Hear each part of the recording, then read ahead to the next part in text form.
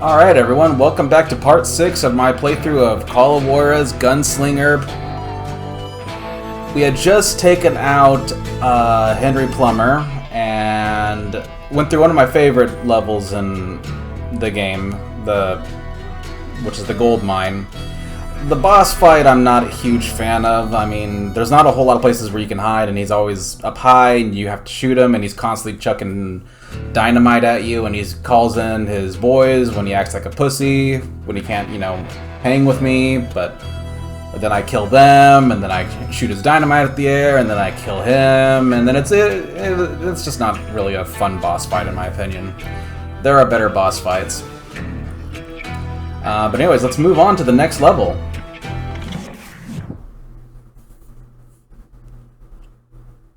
So, did you finally go after that Bob feller? Well, I heard word he was in Kansas with John Wesley Hardin, so that's where I went. Where in Kansas?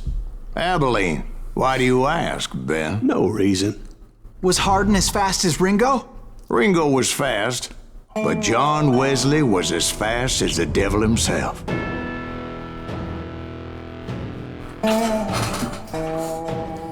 Alright. Hell, he killed his first man at 15.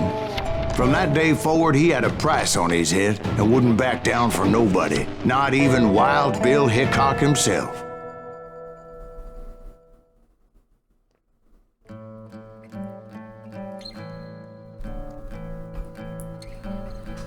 Ah, yes. So, this is a bit of an asset flip. So, we've actually been to this level before. It's the one where we escaped from prison.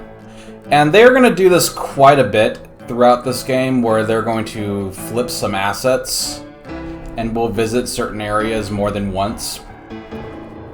And this is just the first of many.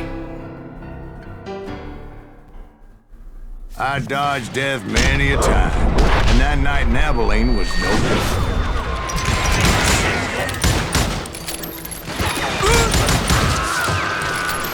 I was there with the intention of finding that bastard Bob and collecting the bounty on John Wesley. Good God. Damn it!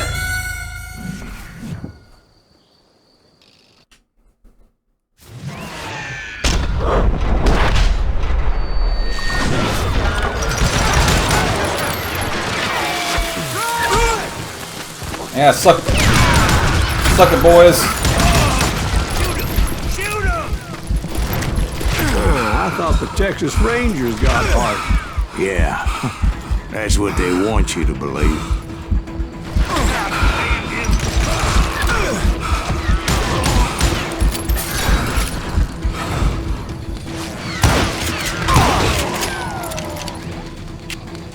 Oh, that's right, I got stuff to spend here. Yeah, I'll do old wield. It was cold in a witch's tit and a brass bra that night as I fought my way past his loyal compadres to the very same saloon we're sitting in today. Look around and imagine this place painted in blood. Hardin was waiting for me, and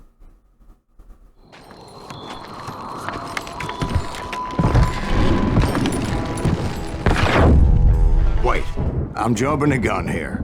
Let me back up and give you some background on this sumbitch. He deserves that much. Don't you think so, Ben? John Wesley Hardin was a killer. By the end, he confessed to taking the lives of 42 men. Fathers and husbands, brothers and sons, men with families who cared about them. He was a bona fide folk hero by then, and had amassed a gang of armed miscreants and other assorted thugs. He and his men set up camp outside of town, and I was hoping Bob was among them. Shit, it's cold out here. Freezing my giblets off. Ain't right we gotta stay out here keeping watch like this. Ain't nobody stupid enough to go after Hardin anyway. Better 3 hours early than a minute too late.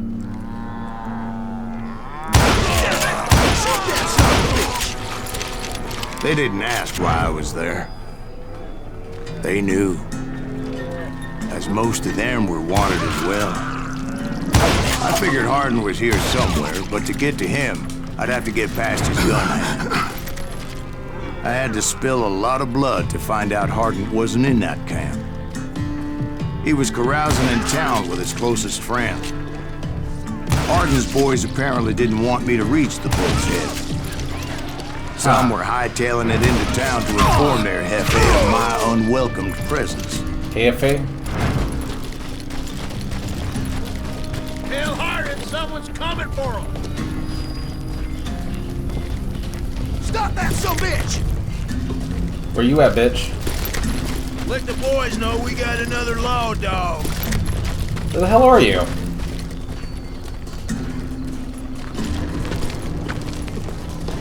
What the hell? Whatever.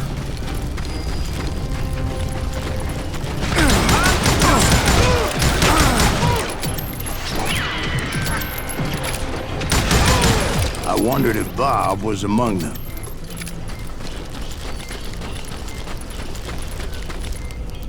Nope.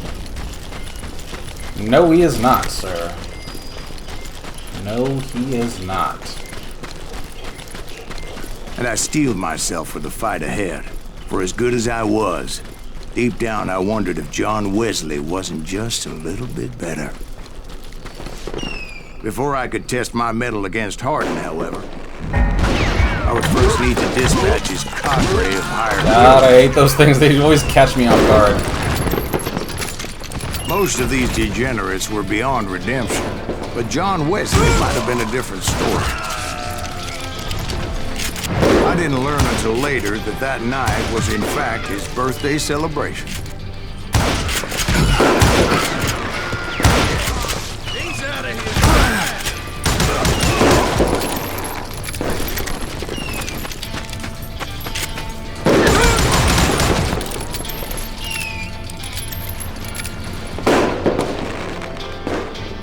There you are. Time to die.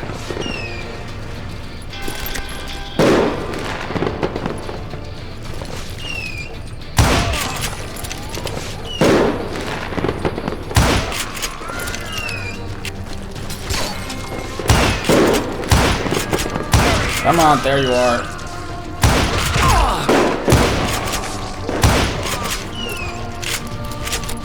I think I already mentioned that I found Hardin in this very saloon.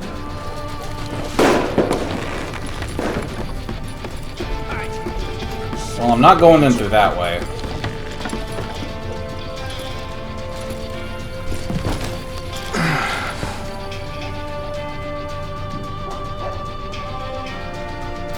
Auto shotgun, huh? Okay, let's do it. Suffice it to say, nobody there was happy to see me.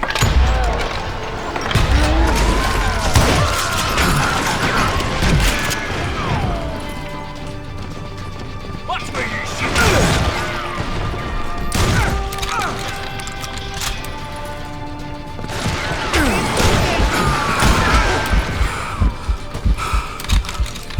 God damn him.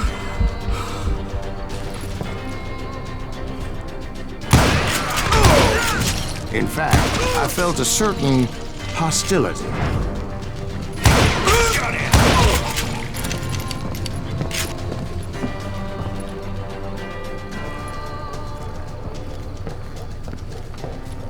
Crazy bastard.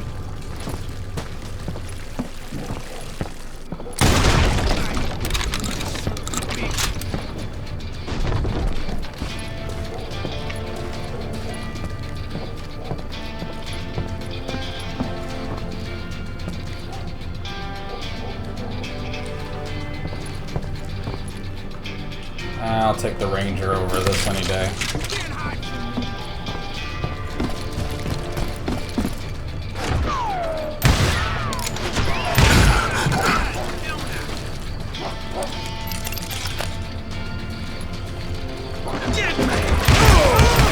I was disappointed that neither Bob nor John Wesley were among the dead. But that was short-lived. as a moment later I was facing down the fastest gun in the West. Alright.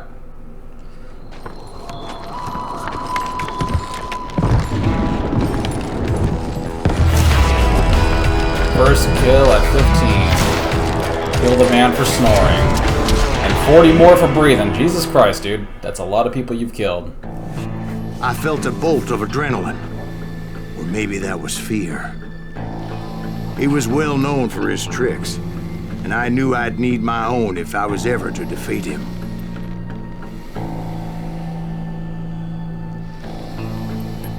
You ain't gonna fucking move?